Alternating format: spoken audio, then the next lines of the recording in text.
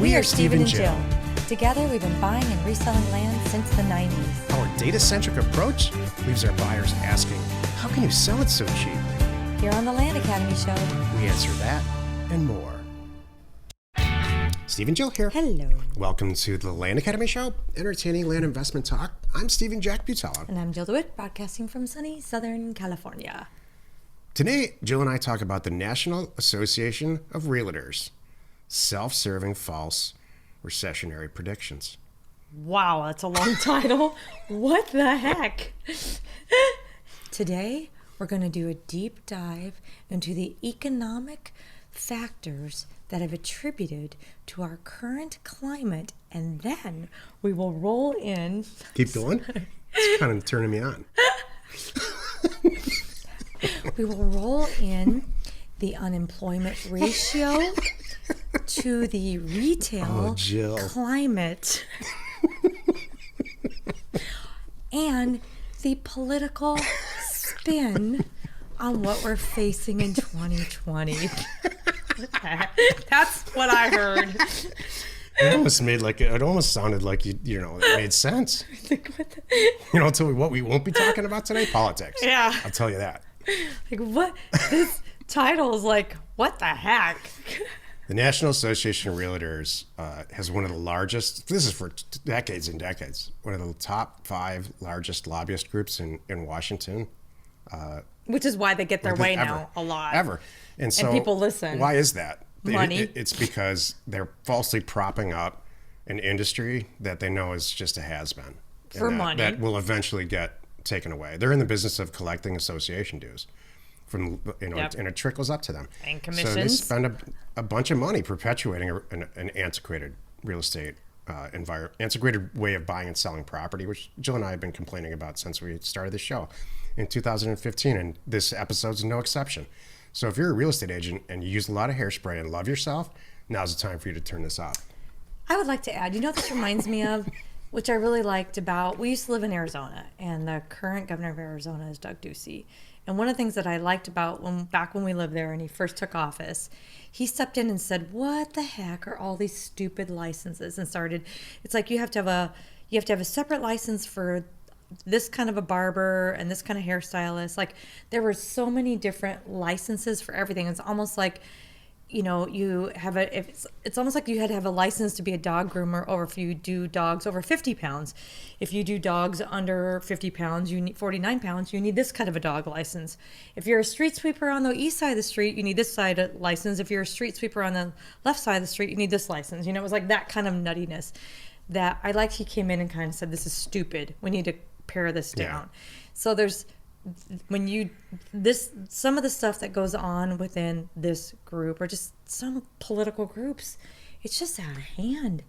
And then instead of taking things, we all know this, or maybe you don't know this, every time there's a new law that goes into place, the 3 other laws that this kind of supersedes don't get taken off. They're still there. So now that's part of why it's such a garbly mess. You have this new law that you're looking at, but you got to go back and go, wait a minute. How do the 3 laws leading up to this new law, do they still apply? What do we do with this? I would not make a good attorney. I probably would make a good attorney because I know how to argue, but I don't. That's for sure. Right. But I don't want to be an attorney because it's a flippin' mess. So sorry, If you ask a lawyer why this is, you bring this topic up, most of them, they'll very seriously say, well, we're saving the world. We're doing a good thing. We're saving the world. We're looking out for everyone. Altruistically, yeah. Because most people can't make the rules for themselves. They really need us to set rules and make re-rules, and it's an ongoing thing. It's never finished, and I'm qualified to legislate, how you do your real estate deals, which I couldn't disagree with more. I know. We have to be careful. This is a slippery slope to go down, and I get mad. It's okay if you don't use the P word. Okay. It's a P word. Politics. Just leave that out of it. I was just going into this long. In a few minutes, we'll technical. We'll take it all out on the Association of Realtors. Okay. We'll let it out for everybody. All right. Before we get into it, let's take a question posted by one of our members on the landinvestors.com online community. It's free. Andy writes, Hi all, I sent in a couple of deeds to the county clerk just now, and I'm questioning whether I filled them out correctly. My question is here. In the part with the legal description, the seller's deeds from the 80s says unit blank, block, unit 5, I'll just fill it in, block 6, lot 23 in Sun City, filled in the, Maricopa County Clerk, May 1st, 1962. I just made up that stuff, but that's the gist of it. So he said, on my new deed, I created, this is from the seller's deed. On the new deed, I created, he did make a mistake. I copied the legal description exactly, but I changed the filed on date to match the one from the seller's deed, which was July 5th, 1988 or so. My thought was that this was the legal description, whereas what matters, and the filed on date is where the clerk can refer to it properly easily. Was my thinking correct here, or is there some reason I should have kept that 1962 date on there? Any help's appreciated. Thanks. Yeah, you don't usually change the legal description at all. Can you be real specific and give them, this is a silver bullet, unlike most topics on the planet, this is a silver bullet topic, and there's a right way and a wrong way to do it. And almost all of it, it's really easy. You copy and paste the vesting deed when it comes to the legal description, and you submit it to the county. Exactly, including the dates. So, because it's referring to something way back when, which is probably that filed on date is not, because there's usually not a date that goes with the deed. It's a filed on date, probably when they did the subdivision. That's it. Right, and they came up with the units and the blocks and all that. That's when that was created. So it's referring to that, not the day that that deed was recorded. So that's it. Yeah, you know what, Andy, you're going to probably get that back. Well, what's just to help everybody here, what'll end up happening is that it's not a big tragic thing. You're going to have to do what's called a corrective deed. And if you're new in this business, don't worry about this stuff. This is really kind of advanced stuff, and it doesn't happen very often at all. Yeah, you're okay. The county's going to maybe catch it, or maybe not. And they might record it, and then the assessor will catch it. That happens sometimes. And they'll call you and say, please issue a corrective deed. Right. So you just redo it. The tragedy is that you're going to have to get the seller to sign it again. Right. And a lot of times they're not interested in talking. They got your money. They're just done. But sometimes they're super cool. Excuse me. Most of the time they're just fine, because that's how I do it. I'm not kidding. They want to talk to Jill. I know. If I call them, they don't want to talk to them. Let me go back. I don't want to put any fear in anybody at all. I've never had an issue ever, not kidding, where I've had to say, you know what? I totally did a typo. I screwed up. I messed up something. Can I just resend you a deed? And you just go down to the bank next time it's convenient for you, have them notarized, and just pop in the mail back. I'm not going to do the whole notary thing because it's not that big of a deal. I'm not going to sure, no problem. And that's how it goes. Everybody loves Jill. Thanks. Today's topic, the National Association of Realtors Self-Serving False Recessionary Predictions. This is the meat of the show. A couple of days ago, Jill and I were standing in the kitchen drinking coffee in the morning, and I brought this concept up to her. I said, remember when we were kids, there's a section in the newspaper called the opinion page? And she's like, oh yeah, and then she said, the part I never read. Yeah, people either read it, are interested, or they don't. I never thought of it that way, but I was never an opinion page reader either. Yeah. There are some people just obsess about it, and it's like a cult following for certain columnists. Back then for me it was Detroit. For you it's probably Orange County. Anyway, my point is that every single news piece now is an opinion. It's just, we've gotten to that place, regardless of the topic, and it's just, we've gotten to a place as a country where, and it's all because there's so much competition for content. Way more than, Detroit had two newspapers. It's everywhere you look. Yeah. It's social media. It's, your next door app with your neighbors. Everybody. How did we get to this point, by the way? Well, it used to be clicks. only the crazy ones.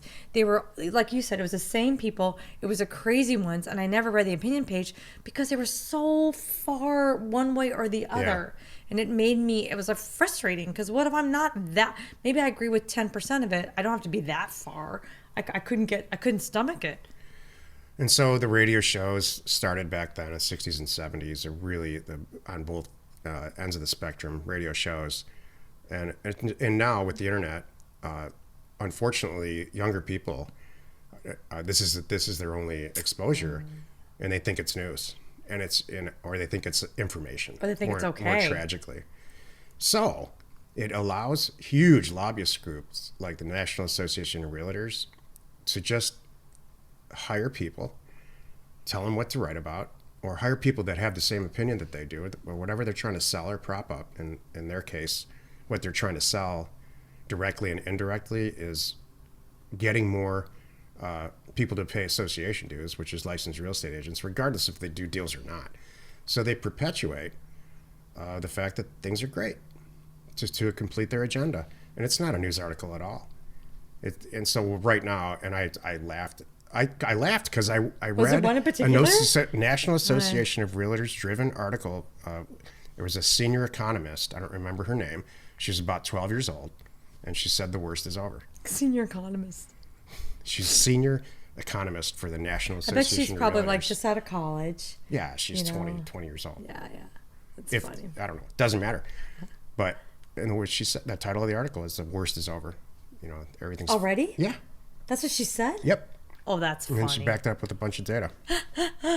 And it was all clicks because everybody's sitting at home clicking through real estate stuff. And so she's like, our clicks are up. How did her editor let this get out there? Because that's what they want, man. Because she's 25 and her editor's 30. Oh, is it the shock factor? Yeah, they just want people to read the damn thing and true. click through it. You know what? That's it. That's all it is. Yep. It's going to get your attention and you're going to read it and you're going to go, this is a bunch of baloney. So now more than ever, and I don't need to tell you, if you're a House Academy or Atlanta Academy member, I don't need to tell you this at all. Close your ears. Now more than ever, please think for yourself. Yeah. Please use some common sense. Don't listen to what all this crap, there's just noise everywhere. Not just about real estate, about everything. And how, Jill's right, how extreme it gets on both sides. It's really silly and unfortunate because it's very, very difficult to get the real information about real data. And I pride ourselves on really leaving all that noise out and just looking at data and buying and selling real estate where the data tells us to. Right. Not these, we don't write blogs about our opinions. Exactly. Even though that's what this whole show is right now. Not only that, but it's sharing our experience, though. We use data and our experience, and we have proven it. We have posted it in the past. We put all of our transactions online, took it down because it was 15 or 30 pages or something ridiculous, and people would like go through it, and it was like ask questions, and it was just kind of a pain. But we put it out there. We have the experience, and she doesn't have the experience. Right. I'd have a hard time trusting an article from something like that. She might be the greatest analyst on the planet, but if you're a great analyst, plus you've lived through it, and you can show me history and experience, then it's even that much better. Here's the other thing too, and this is really, really important, regardless of how experienced or inexperienced you are. Right. Real estate is very, very, very micro. What happens in one zip code doesn't happen in another zip code. What happens in one census tract, once you do find an attractive zip code to buy and sell real estate in, land or houses, doesn't necessarily happen in the census tract right next to that. Think about where you grew up when you were a kid, and what was going on 3 blocks away was probably completely different than what actually went on in your block. Excellent point. So you can't make a statistic about the national scenario of what's happening based on the recession/virus with any degree of accuracy at all. and if you do, which is fine, please do that if you want. Just say what it is. Yep. The national click-through rate, what she should have said is this: the national click-through rate for single-family houses is up 22% over last month, which indicates, and then she should warn us, this is my opinion as an economist, this indicates that this recession is not as bad as everybody thinks. And then you can't complain. A guy like me can't complain about that. Mm-hmm. But when the title is, it's over. Right. Everything's fine. And people are buying and selling houses the way they were before this. And it's because there's this pent-up demand. It should go on the opinion page. I love it. That was good. Thank you, sweetheart. And is that your opinion or is that a fact? Though this whole episode is all opinions. Yep. But you know that. I know. Happy you could join us today. Every Monday, Wednesday, and Friday, we're right here on the Land Academy Show. Tuesdays and Thursdays, we're next door on the House Academy Show. Next week, join us for another interesting addition to the Land Academy Show. You are not alone in your real estate ambition. So I was thinking as you're telling that story about, every little micro market, I was thinking about when I was 18. I know you have a version of that too, because where you grew up in Detroit, talk about different areas. It's right? extreme. Right? Well, even where I grew up, we moved from Garden Grove to Laguna Hills. And I remember telling my friends, they're like, oh, you moved to Laguna Hills. All they knew was Nellie Gale. I'm like, well, that's the top of the hill. We lived at the bottom of the hill. So but I let them all think that. Yeah, I didn't live up there. We lived down here. That's hilarious. So that proves your point. We live in a market now, like right this minute, where if you go half a block away, prices are half. Totally. It's crazy. Because of the ocean. Yep. And if you go like a mile away, a mile in, it's like 10% of the price. Mm-hmm. It's nuts. The Land Academy Show remains commercial free for you, our loyal listener. So wherever you're watching, wherever you're listening, please subscribe and rate us there. We are Steven Jill. Information and inspiration to buy undervalued property.